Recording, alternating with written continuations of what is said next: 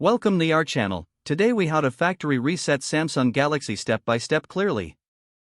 To begin, unlock your Samsung Galaxy device. Navigate to the Settings app on your home screen. Scroll down and select General Management. Tap on Reset. Choose Factory Data Reset. You'll see a list of data that will be erased. Scroll down and tap Reset. If prompted, enter your device's PIN or password. Next, tap on Delete All to confirm. Your device will now begin the reset process. This may take a few minutes, so be patient.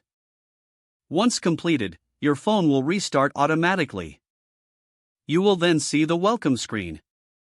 Follow the on-screen instructions to set up your device as new. Your Samsung Galaxy has now been successfully factory reset. If the page does not load, refresh the browser or try again in a private or incognito window.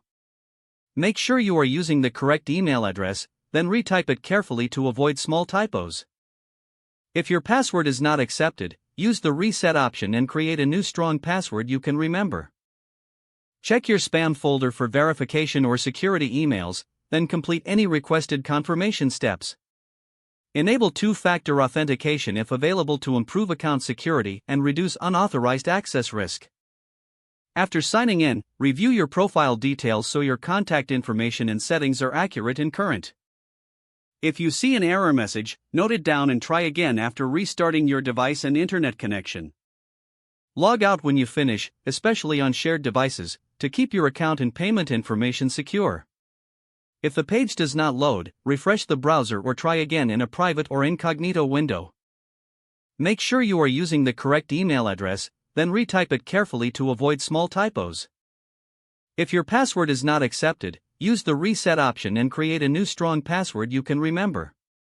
Check your spam folder for verification or security emails, then complete any requested confirmation steps.